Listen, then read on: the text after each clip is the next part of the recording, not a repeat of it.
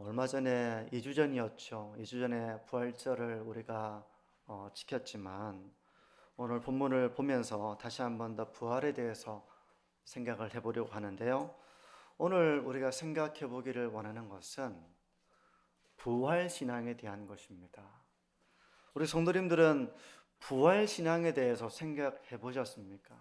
부활 신앙이 무엇인지, 그리고 부활 신앙으로 현재를 살아가는 것은 어떤 것인지 오늘 말씀을 통해서 부활 신앙에 대해서 생각해 보고, 또 내가 부활의 신앙으로 살아가고 있는지 자기를 점검해 보고, 부활 신앙으로 산다는 것을 구체적으로 묵상하며 하나님, 제가 이런 부활의 신앙으로 살아가겠습니다 라고 다짐하고 헌신하는 이 예배 시간이 되기를 원합니다.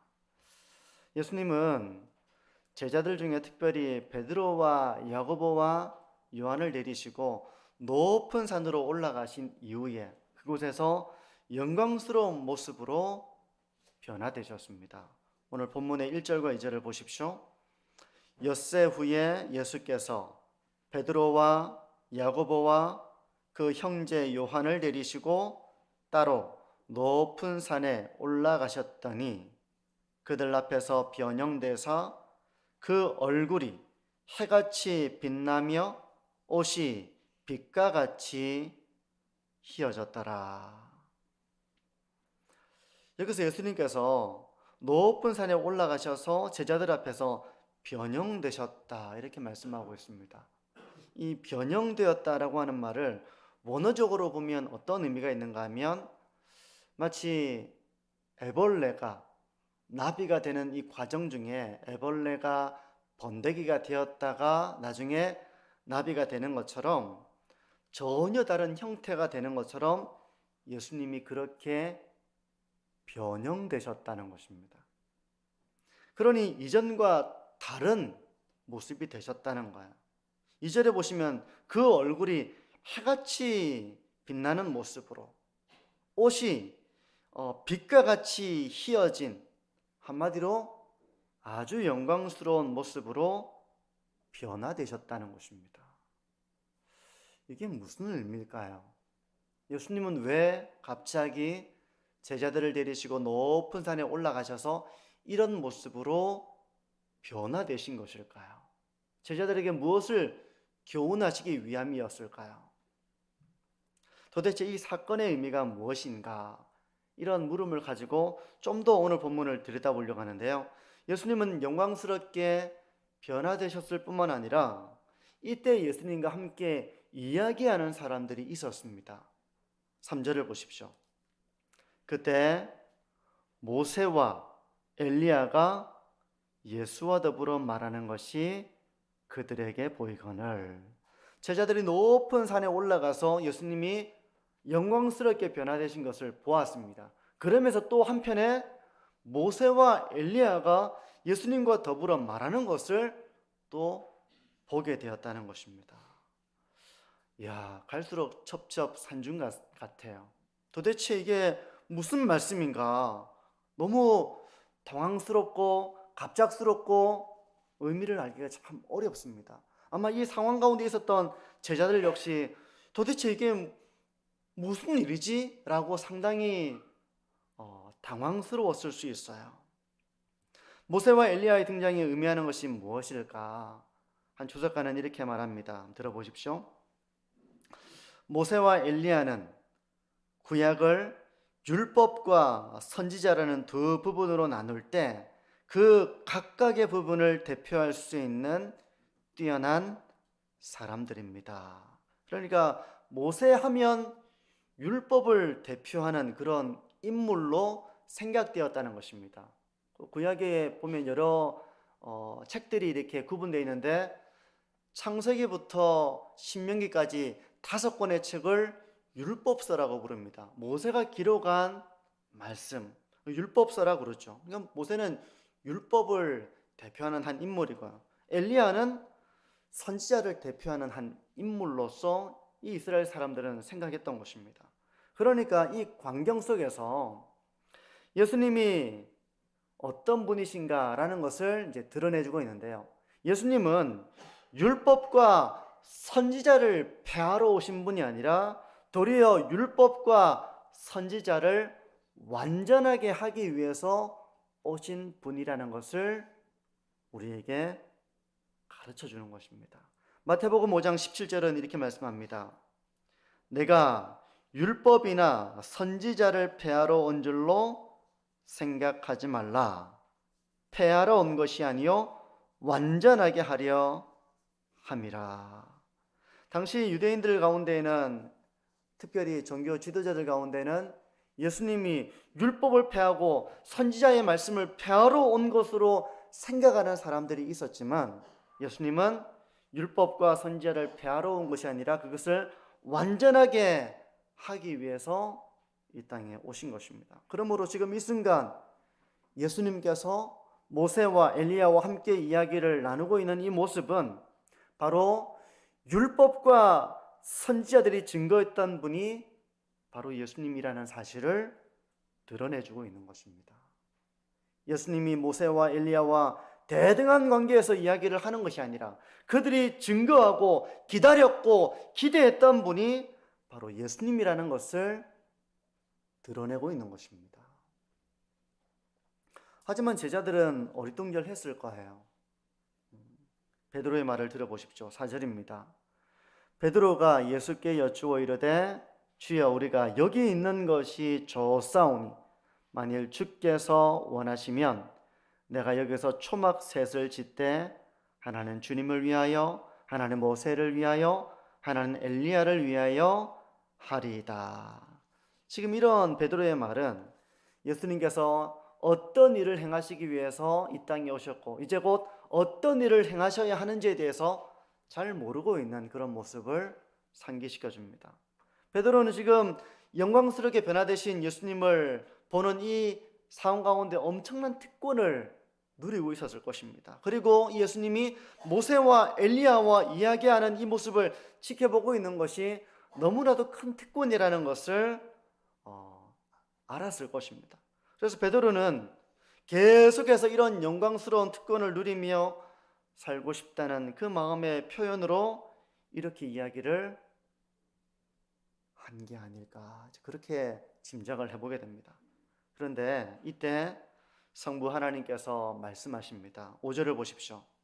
말할 때, 베드로가 말할 때죠. 호련히 빛난 구름이 그들을 덮으며 구름 속에서 소리가 나서 이르시되 이는 내 사랑하는 아들이요 내 기뻐하는 자니 너희는 그의 말을 들으라 하시는지라.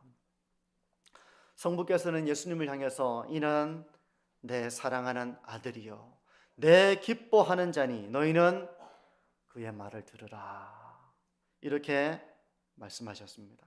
종합해보면 이 사건이 가지고 있는 의미는요, 이제 곧 예수님은 십자가에서 죽임을 당하실 것입니다. 하지만 그 죽임 당하신 이후에 이런 영광스러운 모습으로 다시 살아날 것이라는 것을 이 사건은 예고하고 있는 것입니다. 주석가 스튜어트 웨버는 이렇게 말합니다. 변화산 사건의 목적은 베드로와 야고보와 요한은 물론이고 그들을 통하여 장차 있을 예수님의 부활에 대해 확실한 증거를 제공하려는 데 있습니다. 그러므로 이 사건은 예수님이 하나님의 아들이라는 것을 드러내고 있는 것입니다.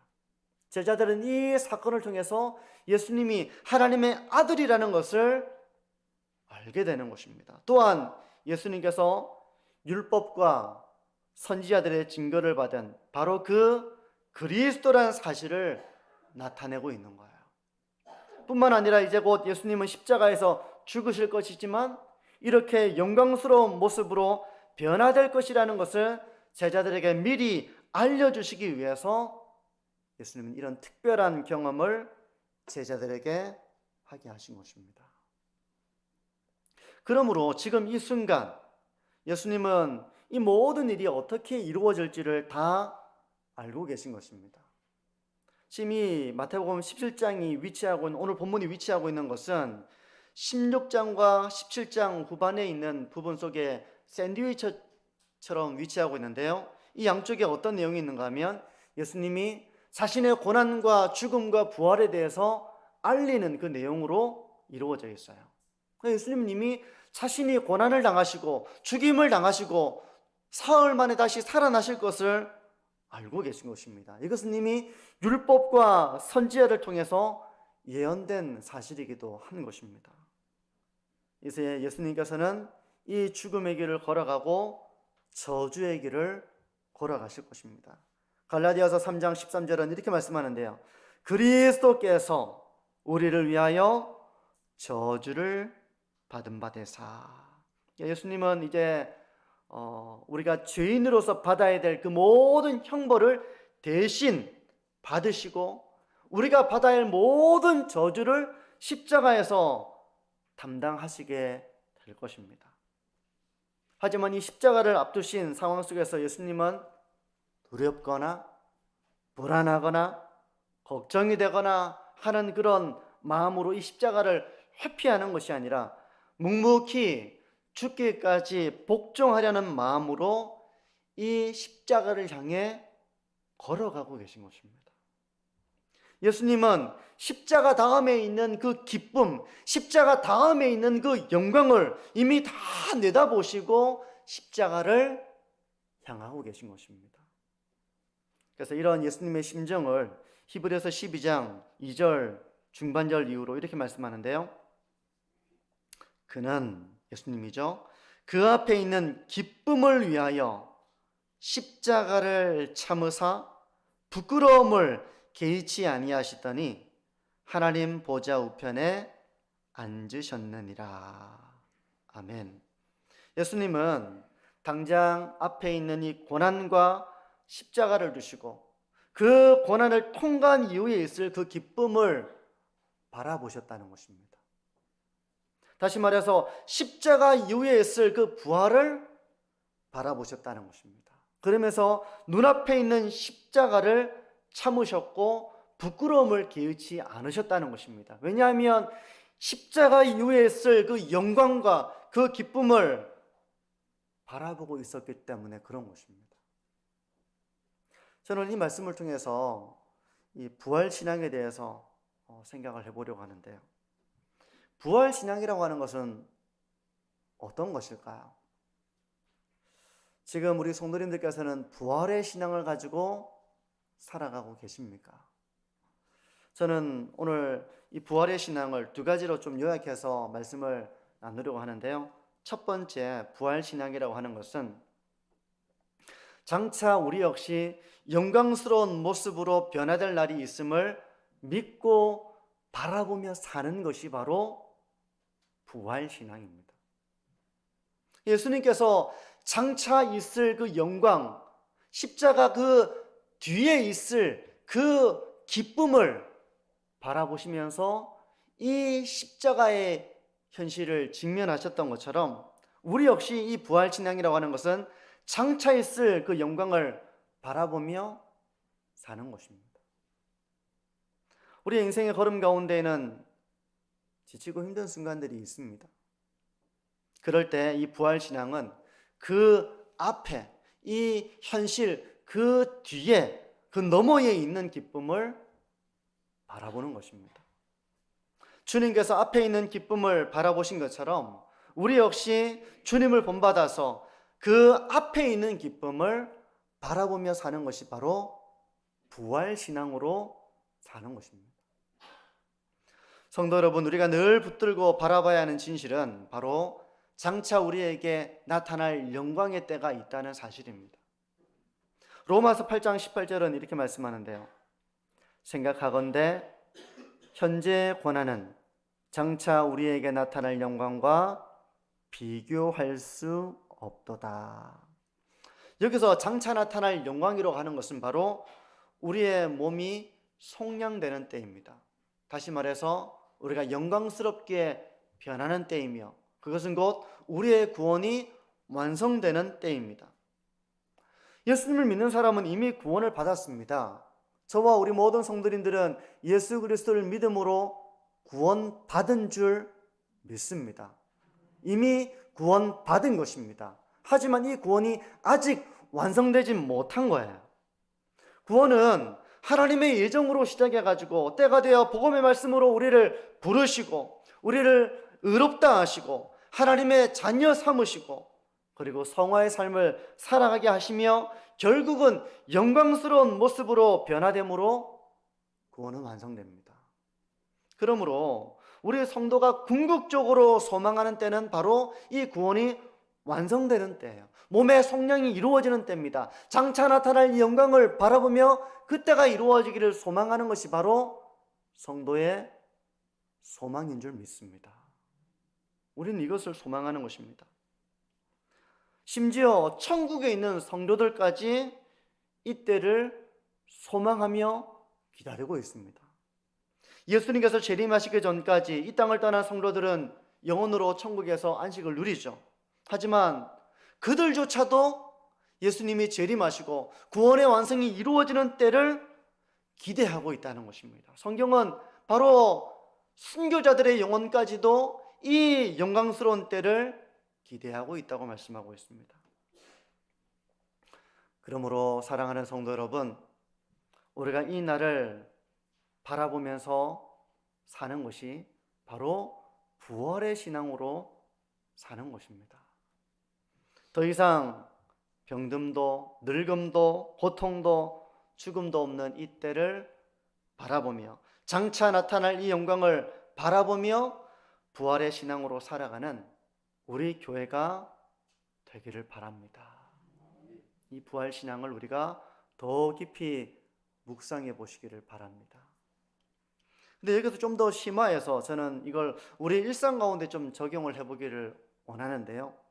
우리가 궁극적으로 바라보는 것은 바로 앞에 있는 장차 나타날 영광이지만 우리의 일상의 삶 가운데서도 하나님의 선물처럼 주어지는 일들이 참 많습니다.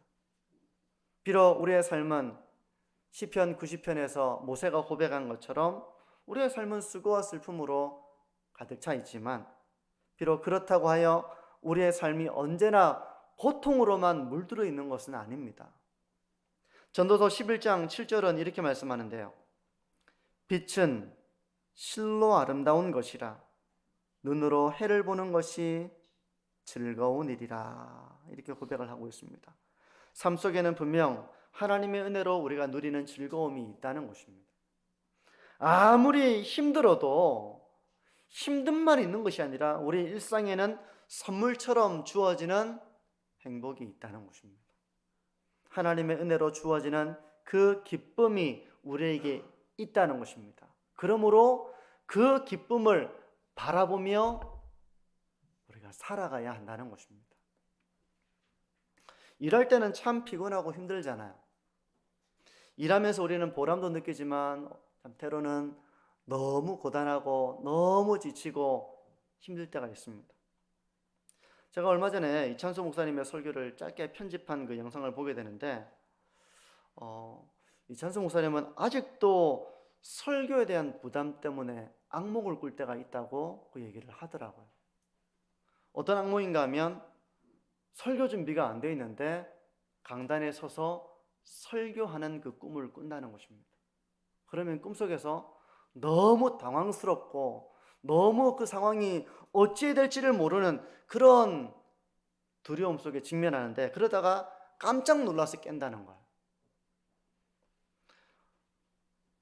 그러니까 설교를 그렇게 잘하시고 많은 사람들이 이찬수 목사님 참 설교를 잘하신다 이렇게 하지만 정작 본인은 그 설교를 준비하면서 큰 부담을 느끼는 것입니다. 우리는 일하면서 보람도 느끼지만 일을 하면서 부담도 느끼고 때로는 지치기도 하고 참 힘들 때가 있습니다. 하지만 우리에게 그런 힘듦만 있고 부담만 있고 어려움만 있는 것이 아니라 그 뒤에 주어지는 달콤한 쉼과 행복이 우리에게 있습니다. 저도 설교에 대한 부담을 늘 가지고 있기 때문에 자유롭지를 못해요. 하지만 주중에 조금 편한 날이 있습니다. 마음이 조금 편한 날이 있는데 월요일과 목요일이 저에겐 조금 편합니다. 물론 월요일 날도 수요 기도를 준비해야 되고 목요일 날도 주일을 준비해야 되기 때문에 뭐 마음껏 여유를 가질 수 있는 것은 아니지만 잠깐 동안 그 누리는 쉼과 휴식이 참 달콤하게 와닿아요. 우리에게는 이렇게 잠깐 동안 주어지는 선물과 같은 위로와 하나님의 기쁨의 순간들이 있습니다. 이 땅의 삶은 본질적으로 수고와 슬픔이지만 그럼에도 불구하고 하나님께서 우리에게 이런 쉼을 주시고 위로를 주시고 은혜를 누리며 우리가 살아간다는 것은 얼마나 감사한 일입니까? 그러므로 성도 여러분, 일생의 삶 가운데 고단함과 어려움과 힘든 일이 있을 때 그것만 계속 내 삶에 있어서 내 삶은 너무나도 고단하고 너무나도 지치고 너무나도 힘들다 이렇게 생각하기보다는 그 가운데서 우리에게 쉴 수 있는 시간을 주시고 또 회복할 수 있는 그런 삶을 허락하시는 하나님을 바라보시면서 이 현재를 살아가시는 우리 성도님들이 되시기를 바랍니다. 어려운 순간에는 이 어려움으로부터 회피하고 싶고 도피하고 싶고 그런 생각을 하게 되는데요. 어려움만 있는 것이 아니라 이 어려움 이후에 있을 하나님이 주시는 위로와 은혜와 기쁨의 시간이 있습니다. 그것들을 바라보면서 현재를 살아가시는 우리 성도님들이 되시기를 바랍니다. 그러면 그래도 어려운 가운데서도 기대가 있잖아요. 설렘이 있잖아요. 그래, 이제 우리 학생들은 지금 시험 기간인데 시험 기간이 계속 평생 시험 기간이면 우리 아이들이 어떻게 살겠습니까? 근데 시험 기간이 끝나고 나면 다시 잠도 좀 더 잘 수 있고 좀 휴식도 보낼 수 있고 그러다 보면 또 방학도 되고 이런 시간들이 주어지는 것입니다. 우리 직장인들이 날 직장 생활하면서 다람쥐 쳇바퀴 도는 듯한 그런 일상, 뭐 우리 주부들도 마찬가지죠. 그런 삶만 계속 주어진다면 너무나도 지칠 것입니다. 하지만 하루의 일상을 뒤로하고 마주하게 되는 그 저녁의 쉼, 또 그런 휴식의 시간들은 우리를 얼마나 충전시켜주고 또 위로가 되는 시간일지 모릅니다. 그것들을 바라보며 현재의 삶을 살아가시는 우리 성도님들이 되시기를 바랍니다. 그런가 하면 앞에 있는 것을 바라보라는 이 말씀으로 한 가지 더 좀 적용을 해보자면 하나님은 우리에게 영적인 은혜를 부어주시는 분이라는 사실을 기억하고 그것을 바라보시는 성도님들이 되시기를 바랍니다. 우리 날마다 일용할 양식이 필요한데요, 영적으로도 우리에게는 일용할 양식이 필요합니다. 근데 성경을 읽어도 우리가 잘 깨닫지 못할 때가 있습니다. 기도를 하려고 해도 기도가 잘 안 될 때가 있어요. 저 역시 기도에 집중이 잘 안 될 때가 있습니다. 그럴 때면 저는 종종 새벽 시간을 기다립니다.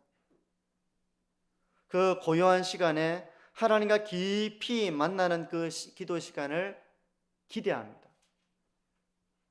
그렇게 모든 삶의 짐을 하나님께 내려놓고 맞이하는 이 밤에는 기대감이 있어요. 내일 내가 새벽에 가서 기도해야지. 내가 모든 것을 하나님께 맡기고 기도해야지. 이런 마음을 가지면 그 밤이 답답하고 괴롭지 않고 도리어 하나님의 은혜에 대한 기대감을 가지고 그 밤을 맞이하게 되는 것입니다.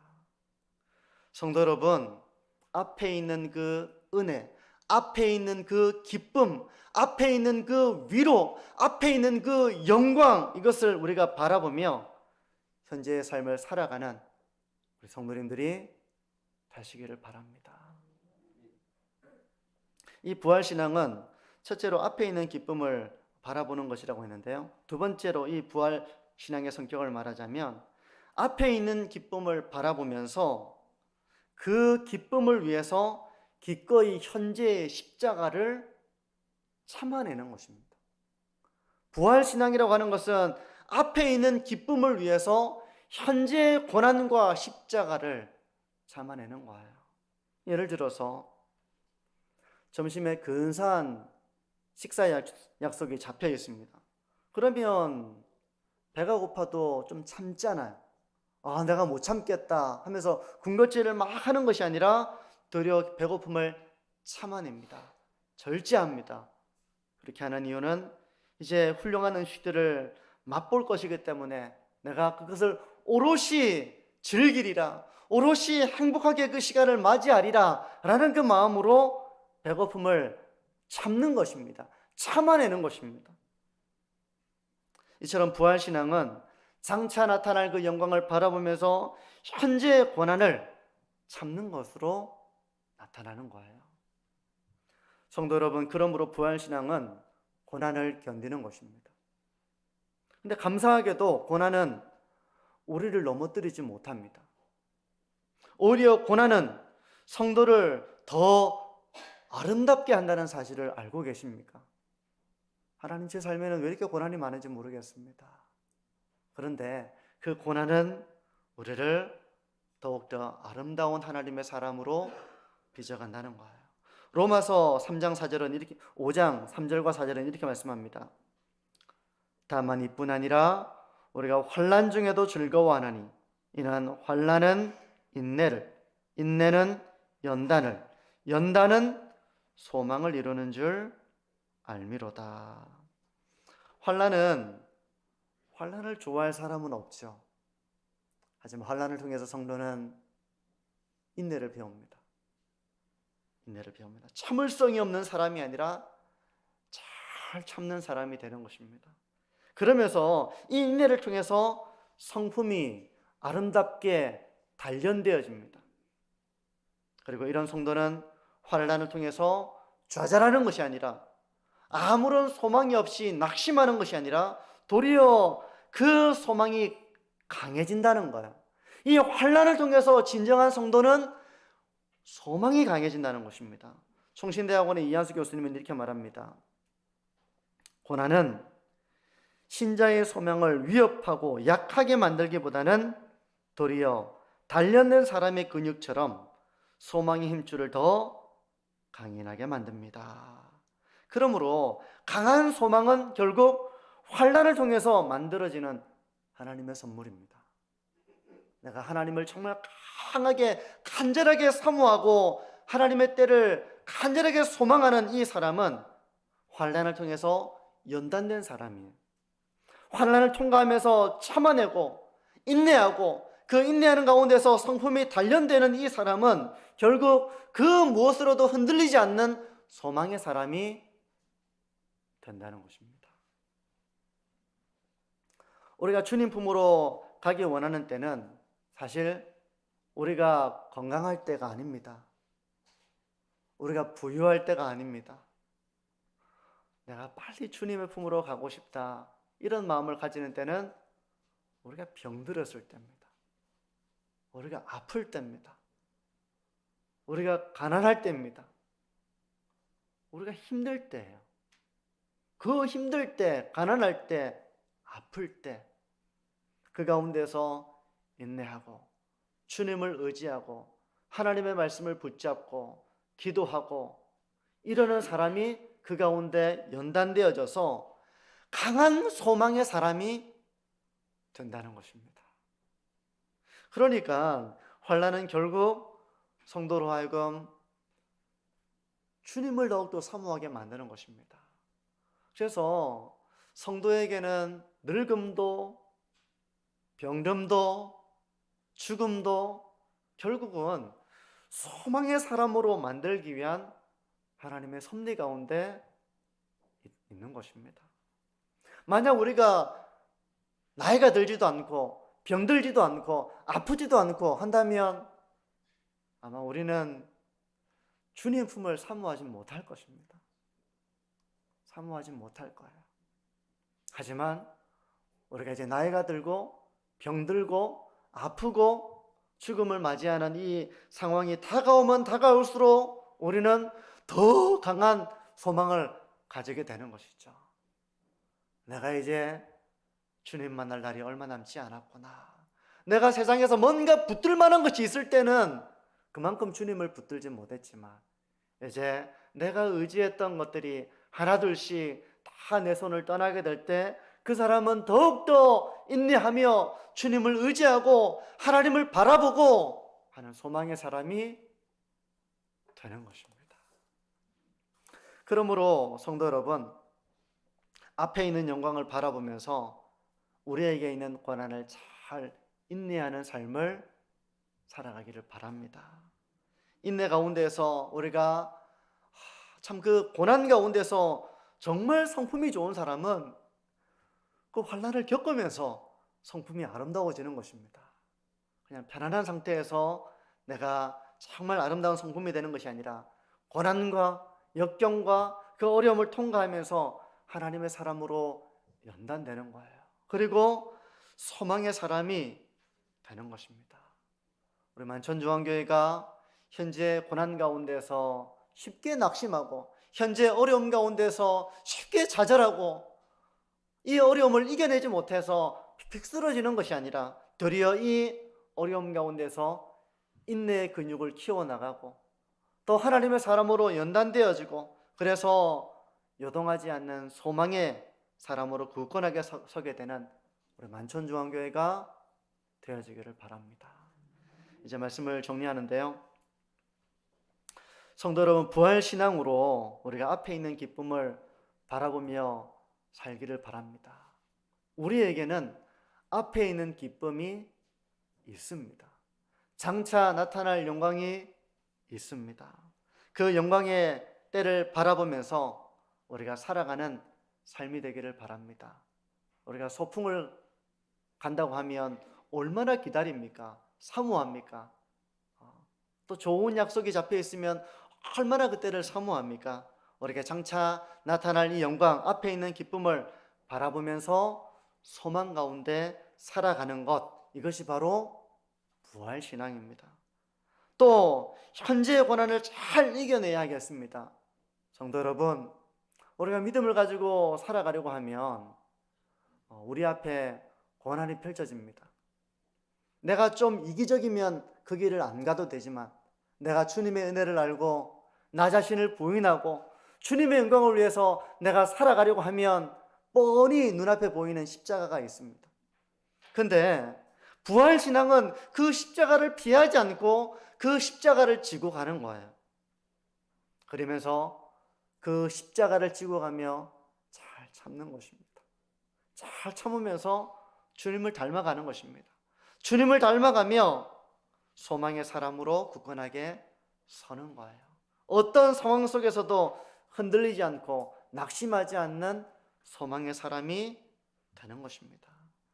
그러므로 부활신앙은 고난을 이겨내며 고난의 길을 걸어가며 소망의 사람으로 굳건하게 서서 현재를 이겨나가는 그런 삶인 것입니다. 사랑하는 성도 여러분, 우리가 이런 부활신앙으로 앞에 있는 기쁨을 바라보며 살아가고 그 기쁨을 위해서 현재 우리에게 주어져 있는 십자가를 피하지 말고 주의 말씀에 순종해서 고난과 희생이 있는 길이지만 그 길을 끝까지 견디며 걸어가시는 부활의 신앙으로 승리하시는 우리 모든 만천중앙교회 성도님들이 되시기를 주님의 이름으로 축복합니다.